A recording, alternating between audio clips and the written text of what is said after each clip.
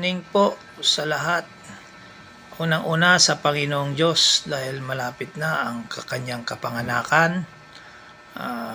Pasalamat tayo at merong Diyos na nagtubos sa lahat ng mga kasalanan natin.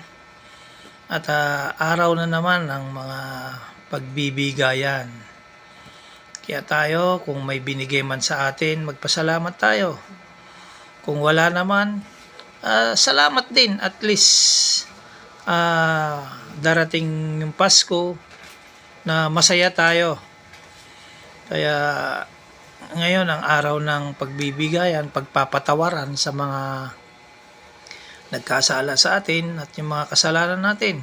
Patawarin na rin natin yung mga taong nakagawa sa ating kasalanan. Tapos yung mga regalo naman, kung may natanggap kang regalo, magpasalamat ka. Huwag mo nang tignan. Kung nagregalo ka rin, huwag mo nang tignan. Kung malaki man yung binigay mo at maliit yung natanggap mo, huwag mo nang tignan. At tignan mo na lang yung Spirit of Christmas para masaya.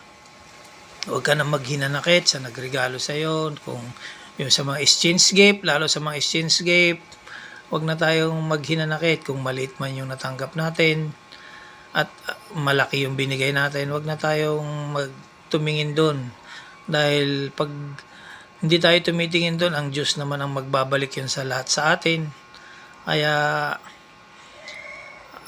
masasabi ko lang, magpasalamat na lang tayo kung ano man ang natanggap natin, dahil minsan lang sa loob ng isang taon dumarating yan. Kaya pasalamat tayo sa Panginoong Diyos. Merry Christmas sa lahat.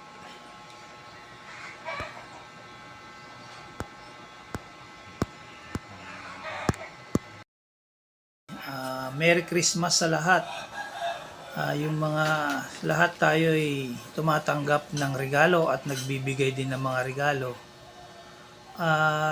Ang masasabi ko lang, mga nagbibigay ng regalo, huwag kayong tumingin sa mga regalong binibigay sa inyo. Matuto tayong makontento sa ibibigay sa atin, maliit man o malaki. Kailangan nating magpasalamat sa Panginoong Diyos dahil bigayan ngayon. At huwag din tayong tumingin kung gaano man kalaki yung mga binibigay natin, tapos yung mga natatanggap nating maliit. Huwag na tayong ay, bakit ganito yung binigay ko, ganon yung binigay niya, ang liit, wala pa sa halaga. Hindi sa halaga o sa laki na regalo.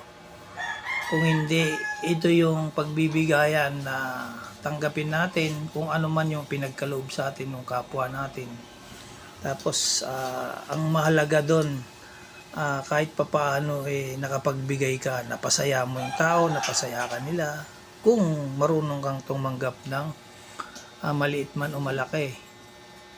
Dahil kung hindi kung hindi sa Panginoong Diyos ang lahat niyan, galing lahat naman yan sa Panginoong Diyos. Kaya matuto tayong tumanggap. Kung hindi tayo nabigyan, magpasalamat pa rin tayo. Kung nabigyan man tayo, magpasalamat pa rin tayo. Kaya matuto tayong magpasalamat sa Panginoong Diyos, maliit man o malaki, dahil lahat naman yan galing sa Kanya. At una sa lahat ay ngayon kapanganakan ng Panginoong Hesus. Kaya wag na tayong Merry Christmas. God bless sa inyong lahat. Sana iligtas kayong lahat sa inyong mga bahay at sa inyong mga lahat na pupuntahan. God bless. Ingat kayo lagi.